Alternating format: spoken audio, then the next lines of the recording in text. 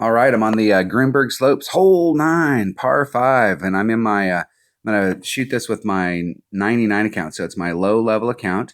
Doesn't have anything higher than T4 clubs. And here's the deal: with upper developed clubs, we're trying to land out in this area, bring out a monster ball, and try and bleed up to get up here into our short iron range, and you can do it.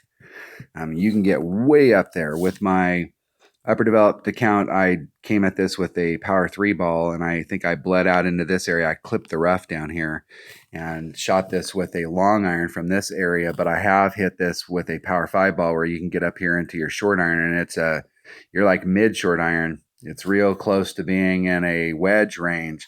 So with upper developed clubs, our whole goal is to get up into our short iron range to try and pick up that albie, give us the best opportunity for albie. With lower developed clubs, it's harder to get up here. Even if we bring out a power 5 ball, and that's because, when we think about big drivers, if you got lower developed stuff, the big driver in your bag is going to be an extra mile, and it's going to be hard to bridge this gap. You may make it over here, but there may be some times where you clip the rough and you just make it here, and there may be some times when you're here, and there may be some times where you get a little bit farther, and then there may be times when you're here, and so it's going to be an inconsistent landing area over here. And what we want with any of our accounts is we want consistency, because we can't dial in this next shot to the green unless we're in the same spot over and over. So when I'm playing my low level account, I'm not concerned with trying to power down here, because number one, I don't have the club to get me down there, so I'm not going to press the issue. The thing about the left hand side here with an upper developed account, if you draw the line through here, we need to get past that shadow. We need to get into this zone right here. We got to get past those trees. And so it could be very difficult with lower developed stuff to get this distance all the time. So how do we get on this hole consistently? Well, with a marlin and an extra mile level 6, you can lay up right up here at the top and take a wood shot coming in, take a wood shot coming in, take a wood shot coming in. We're going to bring the best, most accurate wood that I have, which is a Viper.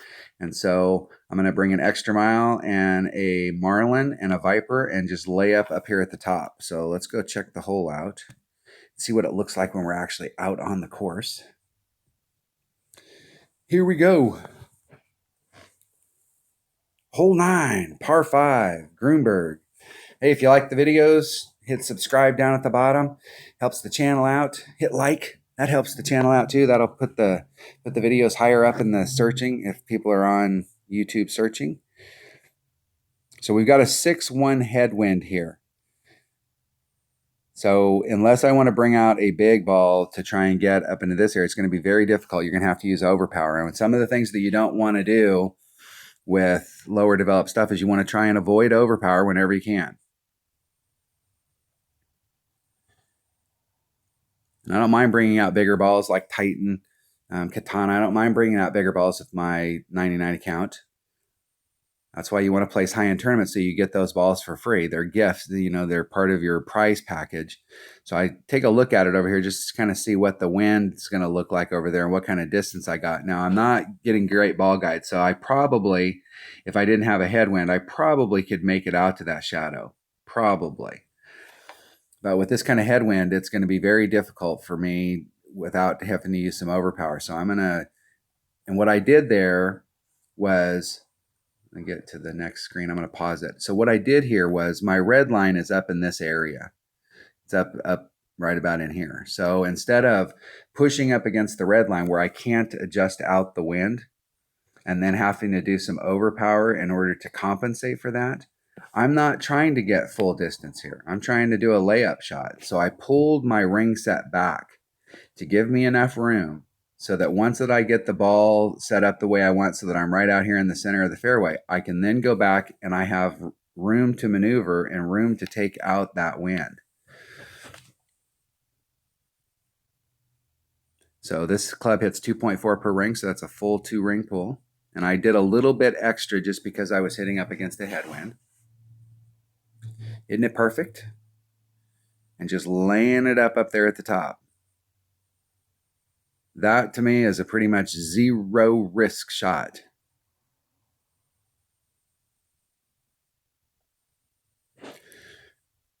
Now my opponent is a little bit farther back. They clipped that rough. So if you're taking this shot up here and you think you might epic fail, you're going to need to bring a big wood. And this would be a great hole for a big dog because a big dog has all kinds of stuff. The only thing a big dog doesn't have is ball guide and accuracy. It starts to pick up accuracy at the very end of its life. It does pick up some accuracy. It hits basically like your extra mile, but it never does really develop more than, I think, 2.4 or 2.5 ball guide. It never really, its ball guide is what it's always going to be missing. So get in this area, I've got a Viper. And this is even from that area right where I was at with the Viper, at this level, it doesn't have a lot of topspin. So coming to this hole, I'm going to approach this hole during the tournament with an extra mile and a big dog. Viper hits 1.9 per ring, so that's about a ring and a third. Hitting it perfect.